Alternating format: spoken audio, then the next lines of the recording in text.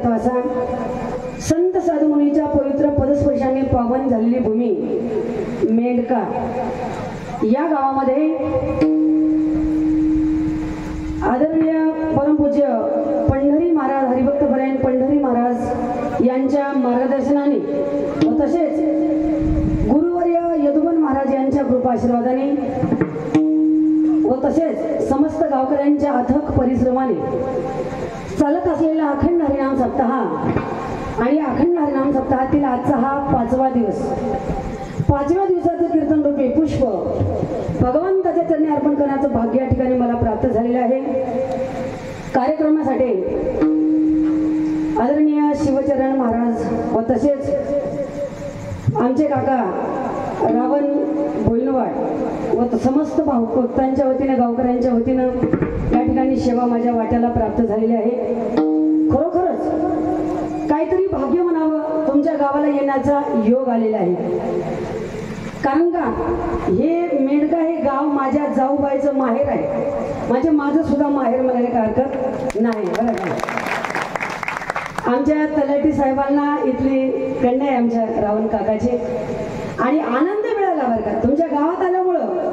आणि आम्ही दररोज भरपूर गावं फिरतो, पण आज माहेरी येण्याचा आनंद मिळाला आणि अभिमानानं मन भरून आलं आणि अशा या गावामध्ये येण्याचा योग आला। योगायोग आदरणीय आपले चोपदार महाराज आहेत आणि गायकाची सेवा देण्यासाठी, कारण का कार्यक्रमाचं वैभव म्हटलं की नामांकित कलाकार असणं हे फार महत्वाचं आहे।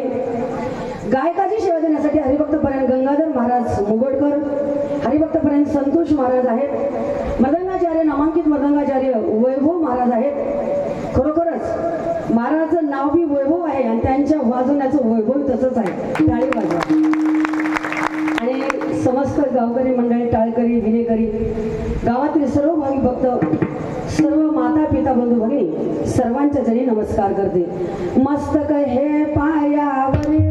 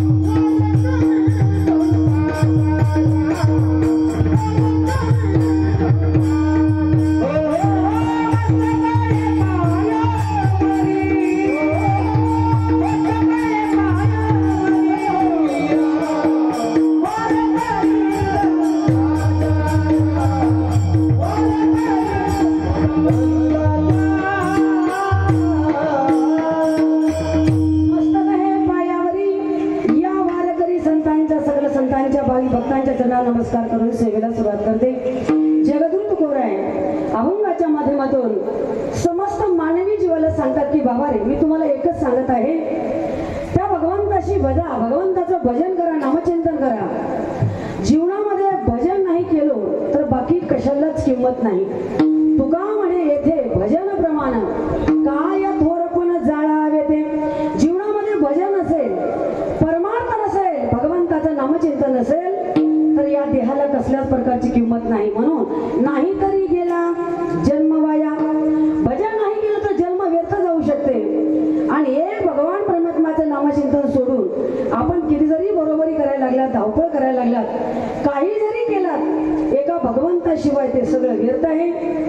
आणि देवाचं नामचिंतन करून संसारामध्ये जर तुम्ही धावपळ करायला लागलात तर देवापासून दूर जाल आणि भगवंताच्या जर आपण भगवंतापासून जर दूर गेलो, देव झाला पाठी मोरा, नसती विघ्ने येती घरा।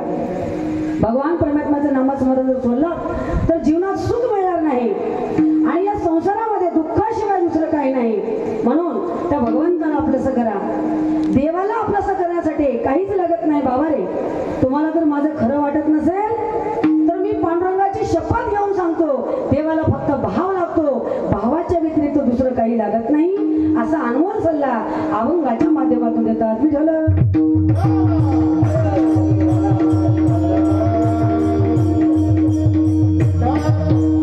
आपल्या या गावामध्ये संत साधू मुनीच्या आशीर्वादाने अखंड हरिनाम सप्ताह चालू आहे.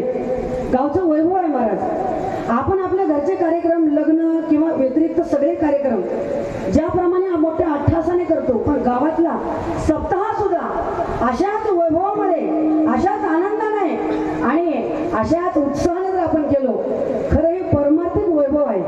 घरचा कार्यक्रम थाटामाटामध्ये कुणीही करतं, पण एक गावाचा कार्यक्रम, भगवान परमात्माचं या ठिकाणी सप्ताहाचा कार्यक्रम एवढ्या थाटामाटामध्ये आपण गावकरी मंडळी करतो.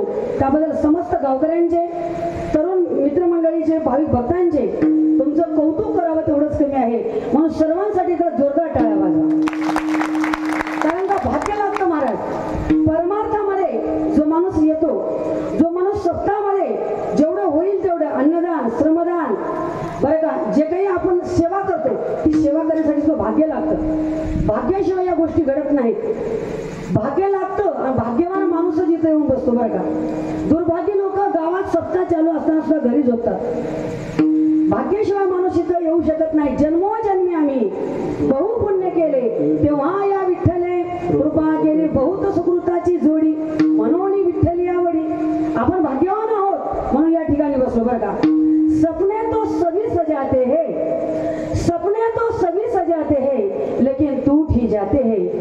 इस धर्म मंडप में वही लोग आते हैं, उसे मेरे भगवान बुलाते हैं, उसे मेरे भगवान बुलाते हैं. भगवंताच्या कृपा आशीर्वादाशिवाय माणूस या ठिकाणी येऊ शकत नाही, बसू शकत नाही, सेवा घडू शकत नाही. म्हणून आपण सर्व भक्त भाग्यवान आहोत. भाग्याशिवाय या गोष्टी लाभत नाहीत. आणि म्हणूनच जीवनामध्ये आपण माणूस म्हणून जन्माला आलो. प्रत्येकाच्या अंतःकरणामध्ये फक्त एकच तळमळ आहे की सुख पाहिजे, जीवनामध्ये सुख मिळालं पाहिजे. माणसाला सगळं काय आहे, पण नेमकं सुख लाभत नाही. सुख असा एक शब्द आहे महाराज की ते पैशाने मिळत नाही, ते बरं का दागिन्याने मिळत नाही, सोना नाण्याने मिळत नाही. ते असं सुख आहे की ती बंगल्यामध्ये मिळत नाही. ते सुख म्हणजे अशी एक वस्तू आहे की जीवनामध्ये ते सुख जर प्राप्त करायचं असेल तर त्या भगवान परमात्म्याला आपलंसं केलं पाहिजे, तरच जीवनामध्ये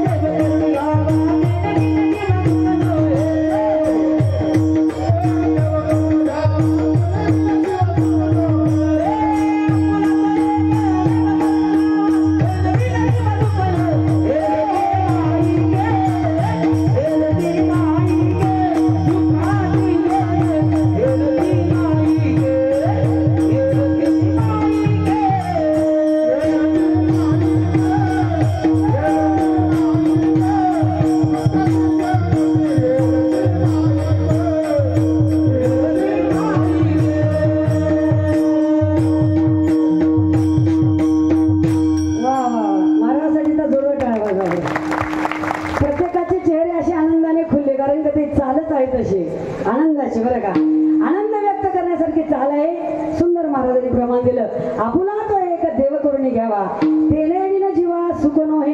भगवंताला आपलंसं केल्याशिवाय जीवनात सुख मिळत नाही. आपला रस्ता चुकला, मार्ग चुकला. जिथं सुख आहे तिथं माणूस जात नाही, जिथं दुःख आहे तिथं गेल्याशिवाय मात्र राहत नाही.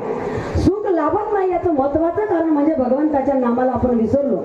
प्रत्येकाच्या घरामध्ये खायला, पियाला, लेवायला, नेसायला सगळं काय आहे. कुणाच्याच घरी काही कमी नाही. बरं का, पूर्वी भात खायचं म्हटलं तर पाहुण्याच्या पंक्तीलाच भात मिळायचा. बघा, खरं आहे ना काका? बरोबर आहे महाराज. जर चपाती खायचं म्हटलं तर पाहुणे आलं तरच गव्हाचं पीठ मिळायचं. आता दररोज तेच आहे महाराज, कंटाळा आला खाऊन खाऊन.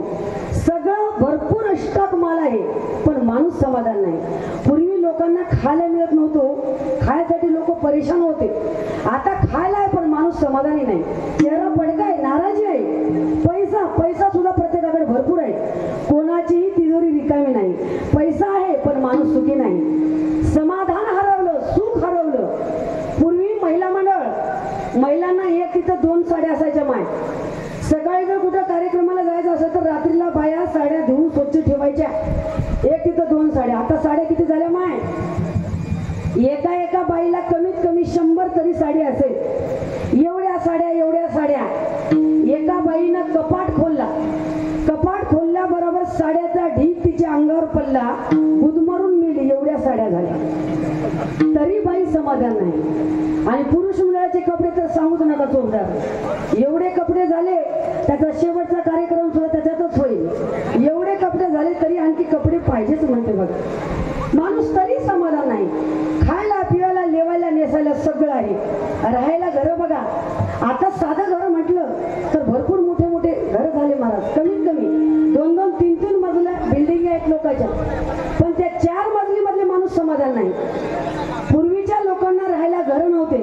10 बाय 10च्या रूम मध्ये 5-6 लोक आनंदात राहायचे. 10 बाय 10च्या रूम मध्ये 5-6 लोक आनंदात राहायचे. त्याच्यामध्ये आजी आजोबा आई वडील सूनबाई सासूबाई सगळे आनंदात राहायचे. आता घर मोठे झाले पण त्या मोठ्या घरामध्ये हम दो हमारे दो, म्हातारो म्हातारी फेक दो, असा कार्यक्रम चालू बरं का. घर मोठे झाले पण मन फार लहान झालं. पूर्वी पाहुणा सहज आला तर 4 दिवस राहायचा बघा महाराज. पाहुणा सहज आला तर 4 दिवस राहायचा.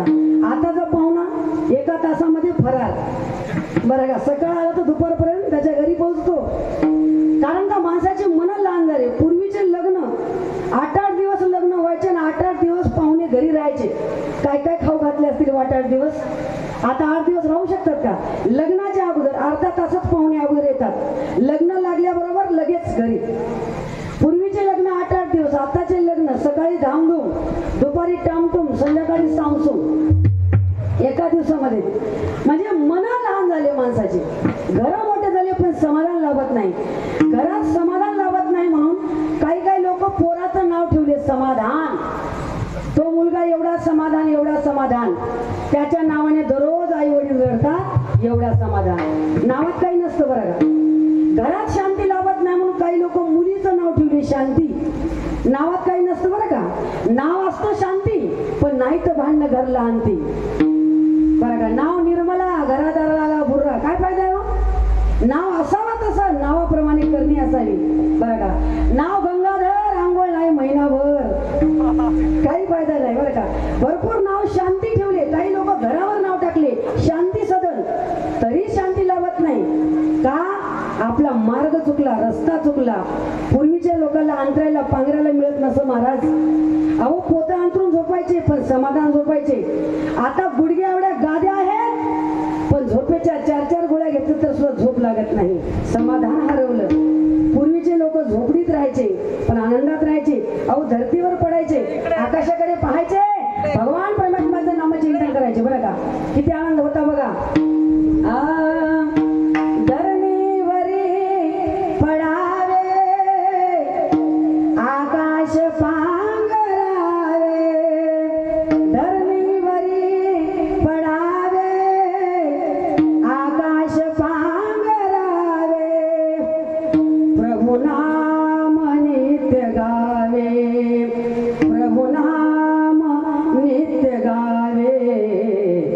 या जो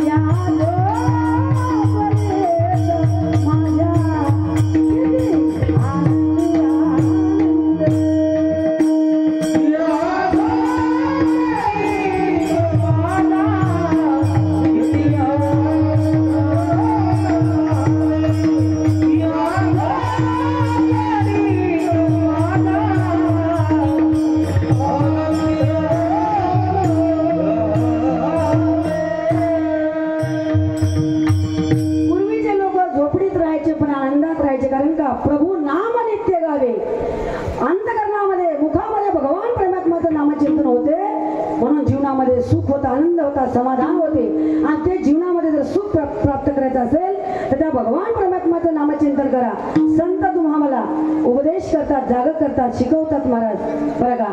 कारण का अधिकार आहे, सांगण्याचा अधिकार कुणाचा आहे? जो करतात त्यांना अधिकार आहे. जे लोक स्वतः पंगत घेतात त्यांना सांगण्याचा अधिकार आहे, पंगत घ्या.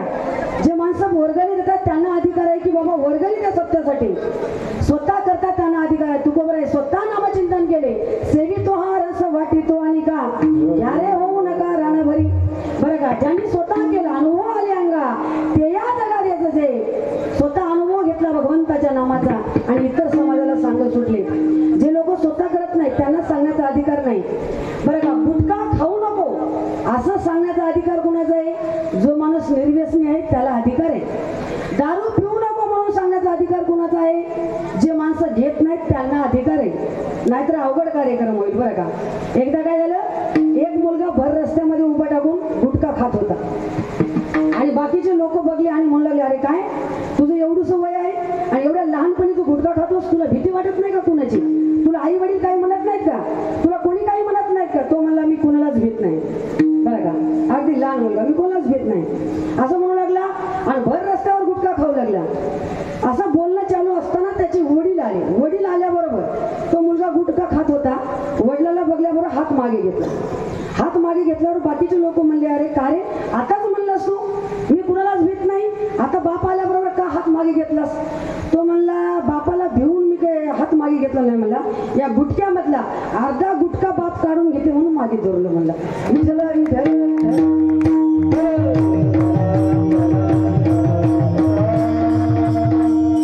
असं जर असेल त्यांना सांगण्याचा अधिकार आहे का? नाही. जो बाप निर्व्यसनी आहे त्याला अधिकार आहे की बाबा रे वाईट व्यसन करू नको, वाईट मार्गाने जाऊ नको. संत स्वतः केले आणि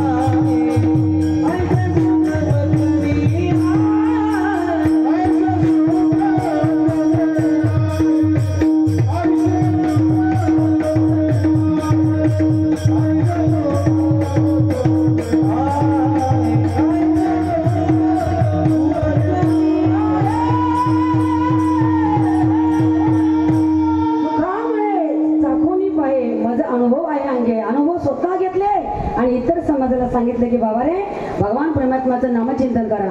आणि मी सुद्धा इथे जमलेल्या सगळ्या माता पिता बंधू भगिनी सर्वांना हात जोडून नम्रतेची विनंती करते.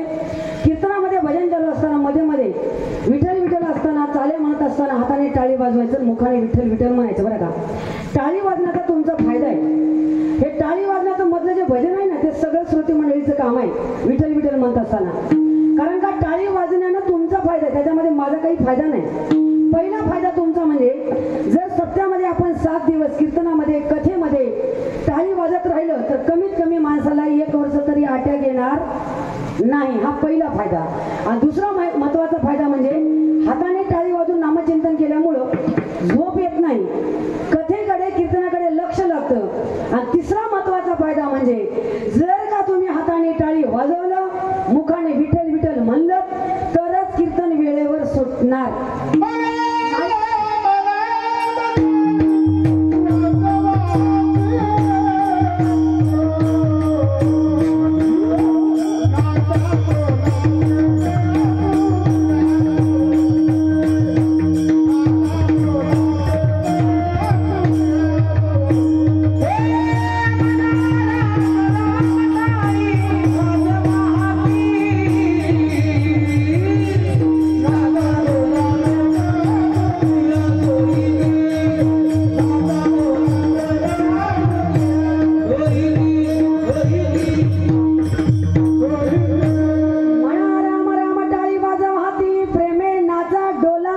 माझ्या सोयी ते. कीर्तनामध्ये काय काय करायचं आहे? टाळी वाजवायचं, मुखाने विठ्ठल विठ्ठल म्हणायचं, प्रेमाने हालायचं, प्रेमाने डोलायचं. हालायचं असेल तर कीर्तनामध्येच हाला, डुलायचं असेल तर कीर्तनामध्ये डुला. पण लोक कीर्तनात डुलत नाहीत महाराज. 5 वाजले की मग डुलतात. 4 माणसं धरलं तर सुद्धा आवरत नाहीत. तिकडे डुलून काही फायदा नाही. डुलायचं असेल इथं डुला, हालायचं असेल तर इथंच हाला, तरच आनंद होईल. नाहीतर काही काही लोक म्हणतात महाराजांनी भरपूर सांगितलं आम्हाला टाळी वाजवा, टाळी वाजवा. आम्ही अजिबात वाजवलो नाही. आमचं काय जाणार आहे? आमचं काय जाणार नाही. एवढं सांगून जर तुम्ही ऐकत नसाल, हे जरी नाही ऐकालं तर दुसरं येईल. हे जरी नाही ऐकालं तर दुसरं येईल. हे जरी नाही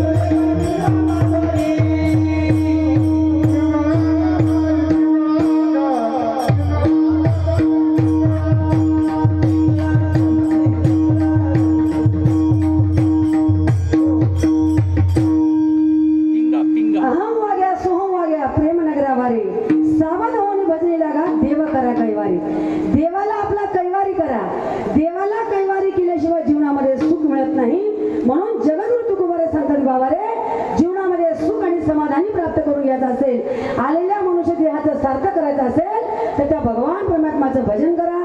अभंगाचं प्रथम जप.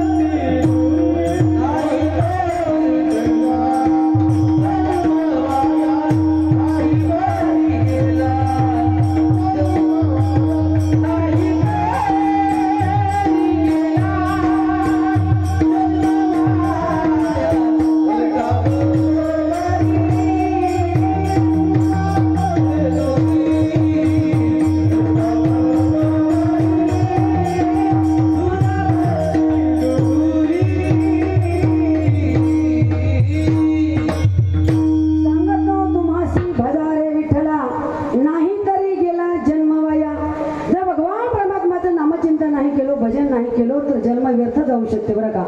मनुष्य जन्माचं काहीतरी हित करायचं असेल, सार्थक करायचं असेल तर हित ते करावे. देवाचे भजन करोनिया मन शुद्ध व्हावे. शुद्ध अंतकरणाने भगवान परमात्माचं भजन करा. देवाकडे आपल्याला जायची गरज नाही, देव आपल्या घर चालून येईल बरं का.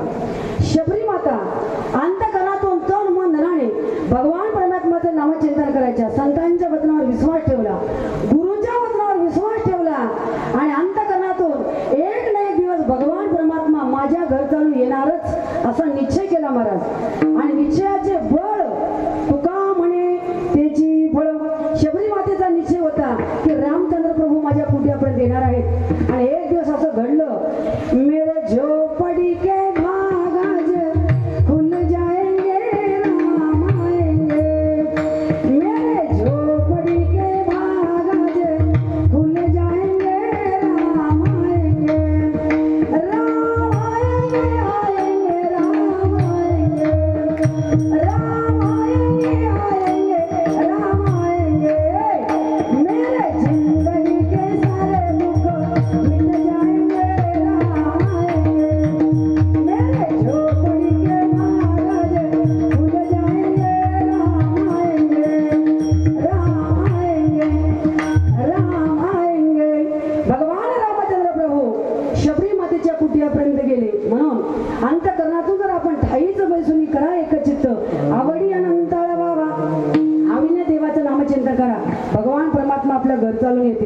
आणि जर भजन नाही केलं तर हा जन्म व्यर्थ जाऊ शकते. कारण का भगवान परमात्माने लाख मोलाचा देव तुम्हाला फुकट दिला.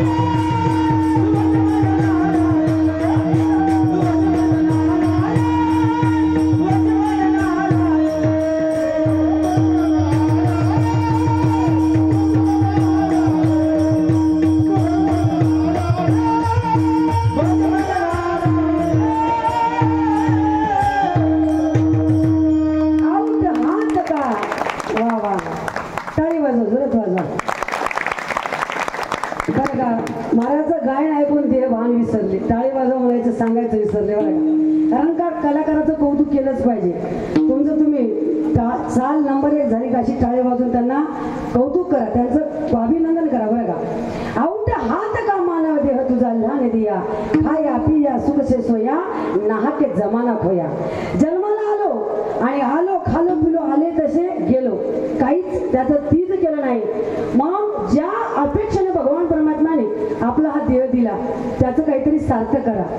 देवाला वाटलं माणूस बुद्धिमान आहे, 100% माझं भजन करेलच असं देवाला वाटलंही, पण घडलं दुसरं. देवाला काय वाटलं आणि काय घडलं एक उदाहरण आहे बरं का. एका घरामध्ये एक 60 वर्षाची आई राहत होती, तिचा मुलगा राहत होता बरं का. मग ती आई मुलांना म्हणू लागली, पप्प्या आता माझं वय झालं बेटा, माझ्याने काही काम होत नाही, तू काय कर, तू लग्न कर, एक सुनबाई घरी घेऊन ये. सुनबाई कशाला असते माय? महिला मंडळ ऐक ना तुम्हाला सुना, सुनबाई कशाला असते? कामाला मदत म्हणून, बरोबर. मग ती आई म्हणू लागली, पप्प्या लग्न कर, सुनबाई घरामध्ये आण. सुनबाई म्हटलं की काम करायचं स्पेशल मशीनच आहे असं सासूबाईला वाटतं, पण तसं घडत नाही मग हल्लीच्या काळामध्ये बरं का. आता अवघड कार्यक्रम आहे. पूर्वी सुना देवाकडे विनंती करायच्या, देव बाप्पा मला सासूबाई चांगली मिळू दे. पण आताच्या सासत देवाकडे विनंती करतात, देव बाप्पा मला सुनबाई चांगली मिळू दे. आणि ज्यांना ज्यांना सुनबाई चांगली संस्कारी मिळाली ते भाग्यवान आहेत म्हणून समजा, भाग्य लागतं बरं का. असं वातावरण चालू आहे. ती आई सारखं म्हणायची, पप्प्या लग्न कर, सुनबाई घरी घेऊन ये, लग्न कर, सुनबाई घरी घेऊन ये. मग पप्प्याचं लग्न झालं, सुनबाई घरामध्ये आली. आता नवीन नवीन नवरी घरी आल्यावर आपण तिला लगेच काम लावतो का माय? कमीत कमी 15 दिवस 1 महिना नवीन नवरीला कुणी काम सांगत नाही. मग याही नवरीला कुणी काम सांगले नाही. ती नवीन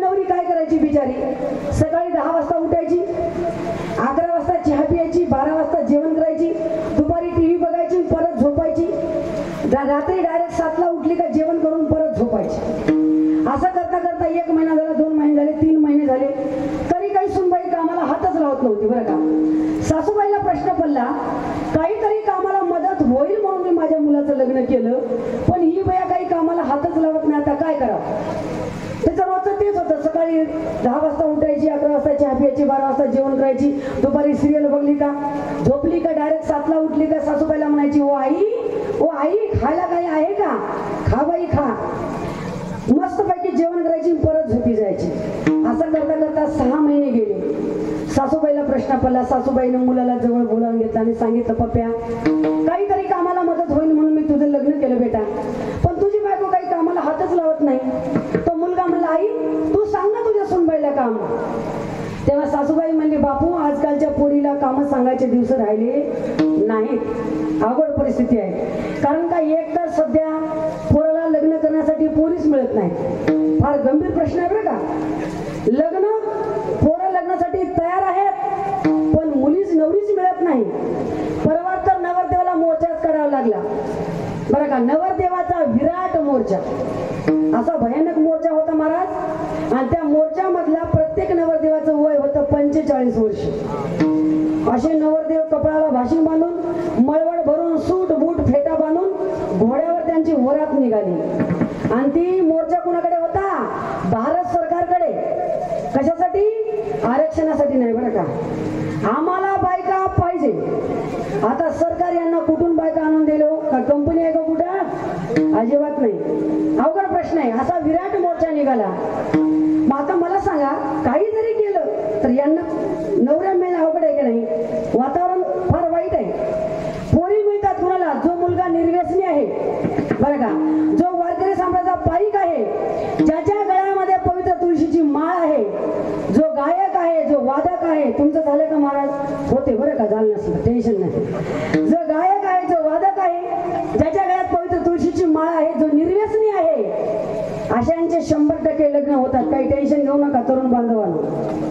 म्हणजे बाकीचे राहिले गुटखा खाणारे, वाईट व्यसन करणारे, इकडे तिकडे भटकणारे, त्यांचं मात्र या जन्मात शक्य नाही बरं का.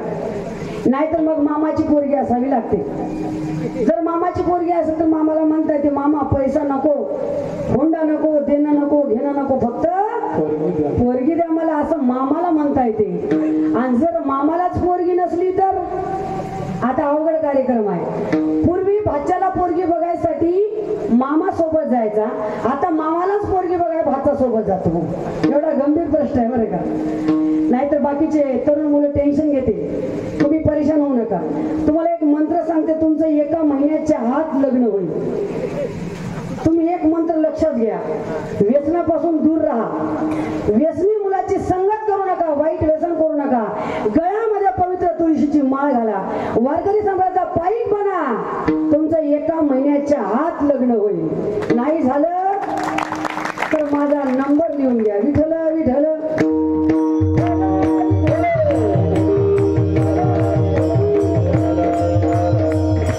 अवघड कार्यक्रम आहे बरं का. मग एक तर तो मुलगा मला, आई कसं तरी माझं लग्न झालं, सध्या पोरी मिळायला तयार नाही, मग मी काम सांगणार नाही. आई म्हणते मी काम सांगणार नाही, मुलगा म्हणतो मी काम सांगणार नाही. मग आता करायचं कसं. मुलगा म्हणला, आई एक बेस्ट आयडिया आहे म्हणलं, आपण काय करायचं, तू एक आयडिया कर म्हणलं. ती सकाळी 10 वाजता उठली का तू तिची झाडू घेऊन तिच्या रूम मध्ये झाडून काढायला जा. मग तू झाडू लागलीस की मी तुझ्या हाताचा झाडू काढून घेतो, मी झाडतो. मी झाडू लागले की तू काढून घ्या, तर तू झाडू लागलीस की मी काढून घेतो. आपण खोटे खोटे भांडणं करूया. आपल्या दोघांचे भांडणं बघून तिला लाज वाटेल, ती म्हणेल तुम्ही दोघं कशाला भांडता, मी झाडते इकडे आला. लागली ना कामाला. वा बेस्ट आयडिया, ठरलं ठरलं. सकाळचे 10 वाजले, सुनबाईचा दरवाजा उघडला. मग सासूबाई झाडू घेऊन तिच्या रूम मध्ये आल्या आणि तिची रूम झाडून काढू लागल्या. झाडत असताना मुलगा पळत पळत आला आणि म्हणते, अगं आई तुझं वय आहे का आता काम करायचं, आण ते झाडू, मी झाडतो. मुलगा झाडू लागला. मुलगा झाडू लागला की आई म्हणते, पप्प्या घरामध्ये 2-2 बाया माणसं असताना तुला गडी माणसाला झाडा शोभते का रे, आण बाबा कस तर मी झाडते उठत बटत. आई झाडू काढून घेतली. आई झाडू लागली की मुलगा काढून घेऊ लागला, मुलगा झालं की आई झाडू काढून घेऊ लागली. दोघं त्या झाडूला धर वड करतात. तेवढ्यात त्या महाराणीला जाग आली. जाग आल्यावरती म्हणते, काय लावला तो सकाळी सकाळी रामपाऱ्यात, आता 10 वाजता रामपारा असते होय माय, काय सकाळी सकाळी एवढ्या झाडला धरवड करायची काय गरज आहे? मी सांगते ऐका म्हणली, आज एकानं झाडा आणि उद्या एकानं झाडा. विठ्ठल विठ्ठल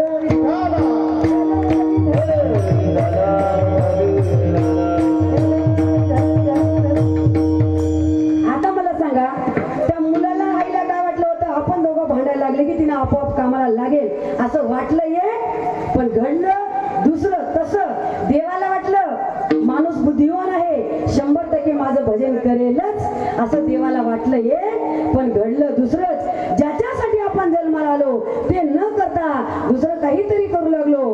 काय काय करू लागलो? क्या किया क्या किया क्या किया रे, तूने जीवन गमा दिया, तूने जीवन गमा दिया, क्या किया रे, जिसे पाना था उसको दो रे, जिसे पाना था उसको दो दिया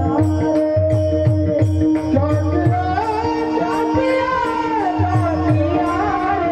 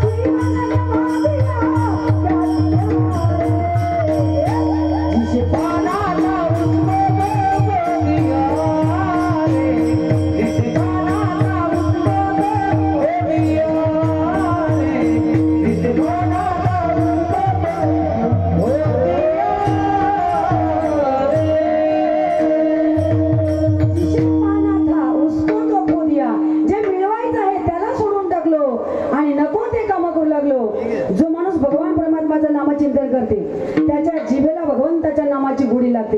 देवाचं नाव अमृतापेक्षा गोड आहे. अमृता हुनी गोड नाम तुझे देवा, मन माझे केशवा गव्हाणे घे. अमृतासारखं नामाची गोडी आहे. एकदा देवाच्या नामाची गोडी लागली, माणूस दुसरं काही पिणार नाही, दुसरं काही खाणार नाही. याची गोडी फार चांगली आहे महाराज. आणि हे गोडी लागली नाही तर दुसरी गोडी लागल्याशिवाय राहणार नाही. आणि ते जर गोडी लागली महाराज, ती गोडी मरेपर्यंत सुटणार नाही. जगामध्ये सगळ्यात वाईट काय म्हणतो? व्यसन फार वाईट आहे दादा.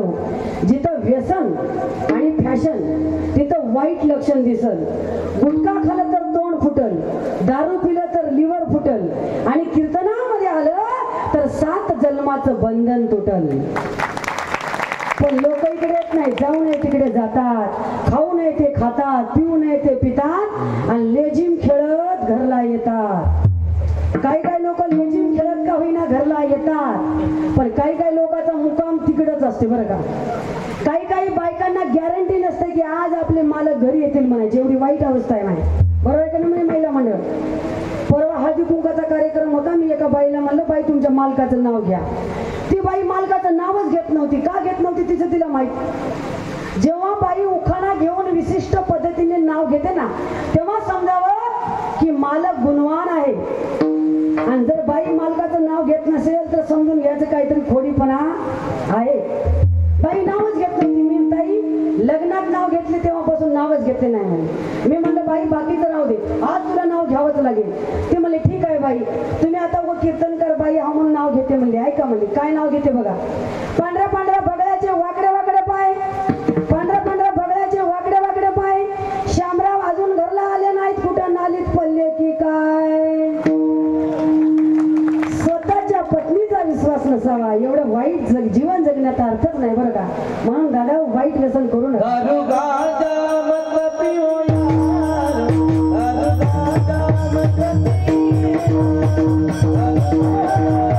Thank you.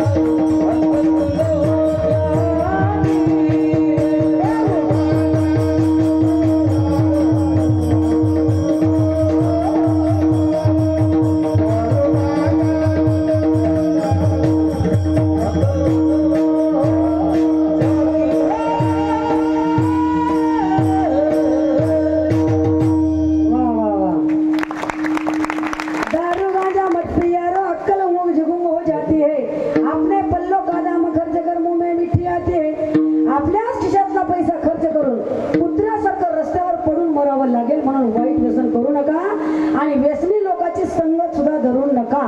कारण काही व्यसनी लोकांना कधीच चांगल्या माणसाला बोल देत नाहीत बघा. एक दारुड्या 100 टाळकरला बोल देत नाही. तो म्हणतो हिंमत असेल तर पिऊन दाखवा. यांच्या कुणी नादी लागायचं अवघड कार्यक्रम आहे बरं का. बिड्यावाले तर लई चाप्टर, बिड्यावाले कधीच कोणाला बोल देत नाहीत बरं का.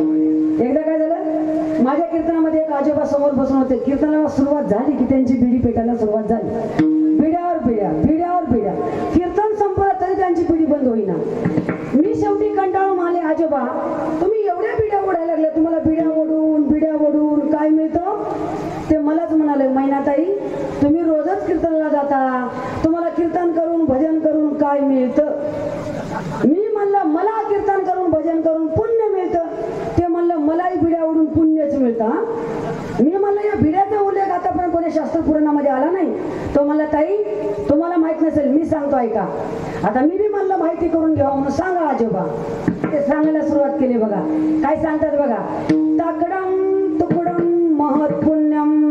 दुसऱ्यानी ओढून टाकलेलं अर्धा बिडीचा तुकडा जर ओढलं तर भरपूर पुण्य लागतं म्हणलं असं. आणि पुढं एक एक झुरका गंगा स्नानम. एक एक झुरका ओढलं तर गंगेचं स्नान केलं एवढं पुण्य लागतं म्हणलं असं. मी म्हणलं आजोबा अर्ध्या बिडीने एवढं पुण्य लागतं, मग पूर्ण बिडी वल्यावर किती पुण्य लागलो? तो म्हणला पूर्ण बिडी वल्यावर होय का, फुलम बिडी वडम इसका पुण्य अन्नदानम. एक जर बिडी वल्लं तर गाव जीव घातलं एवढं पुण्य लागतं म्हणलं. मी म्हणलं आता भंडारा करायची काय गरज आहे आजोबा? एका बिडीने एवढं पुण्य लागतं तर मग अख्खं बंडल वल्ल्यावर किती पुण्य लागतं? तो म्हणला पुण्याची गणना कोण करी विठ्ठल विठ्ठल.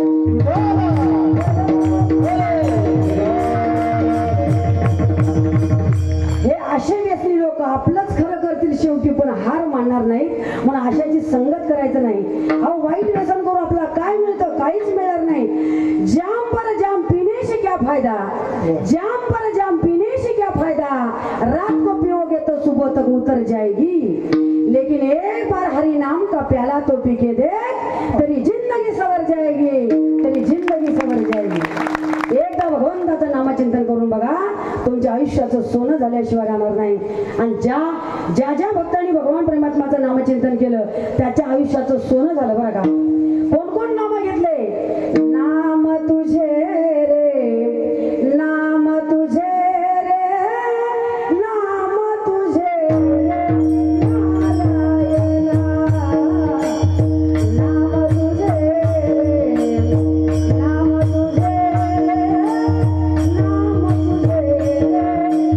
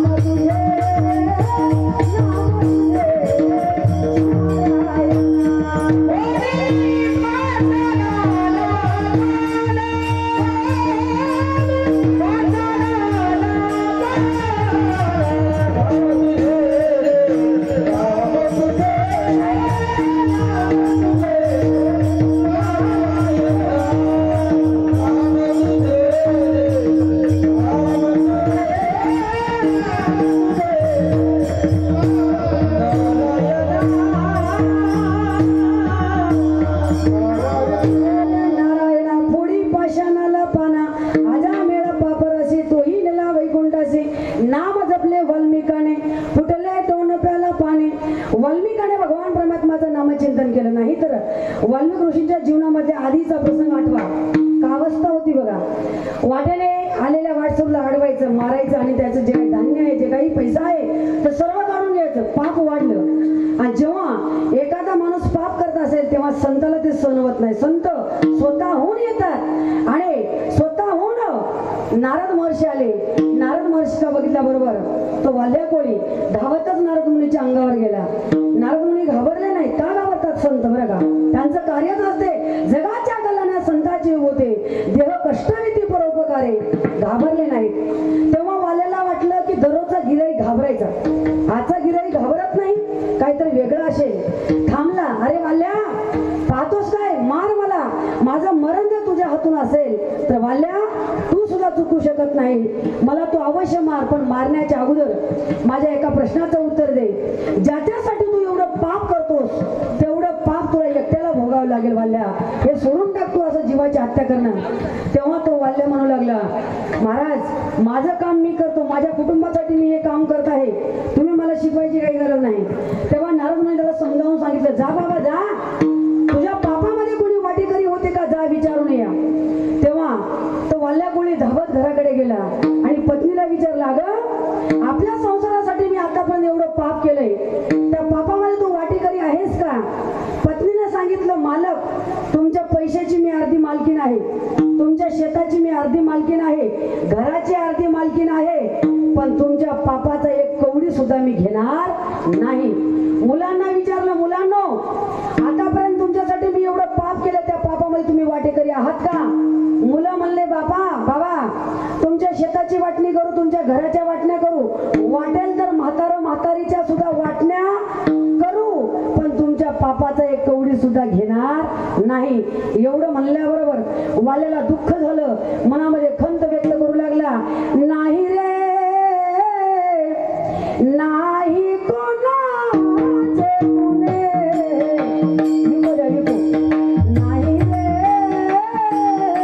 नाही रे नाही कोणाचे गुन्हे. रिपीट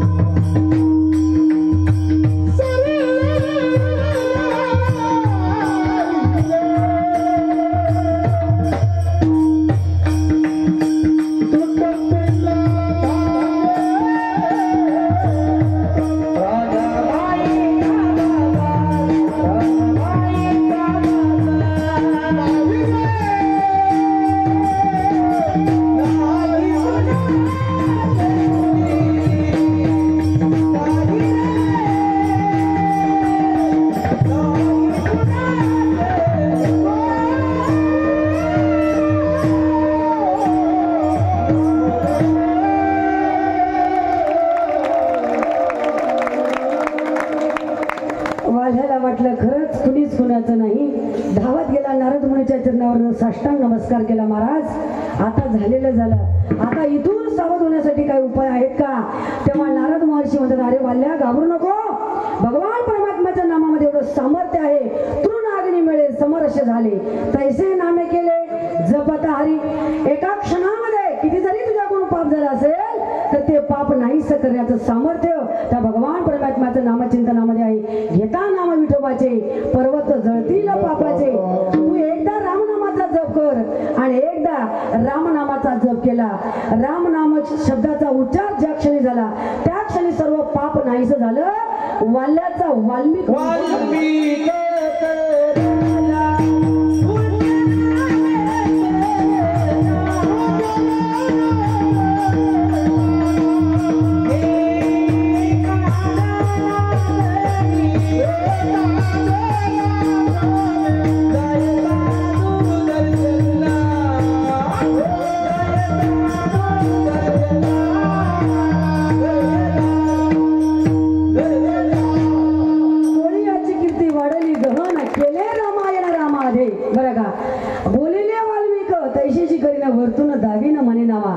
जगाच्या मालकाला आमच्या वाल्मिकीच्या इशाऱ्यावर नाचावं लागलं, तसं वागावं लागलं.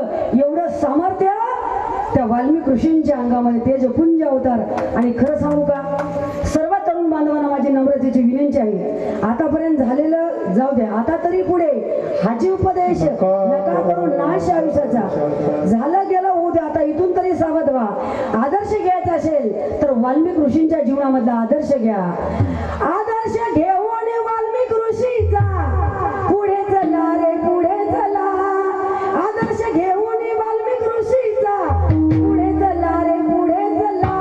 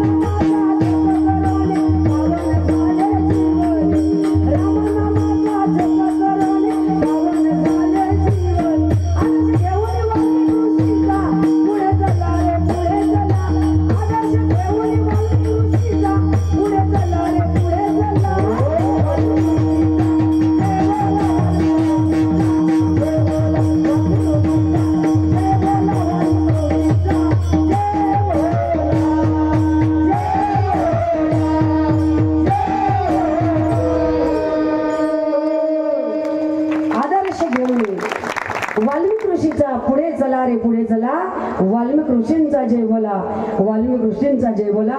जीवनामध्ये आतापर्यंत झालं गेलं उद्या, आता इथून तरी सावध होऊन भगवान परमात्म्याचं नामचिंतन करा. जर नामस्मरण नाही केलं तर नाही तरी गेला जन्म वाया. एक देवाचं नाव सोडून तुम्ही किती जरी बरोबरी करायला लागला, किती जरी धावपळ करायला लागला तर जीवनात सुख मिळणार नाही. अभंगाचं दुसरं चरण.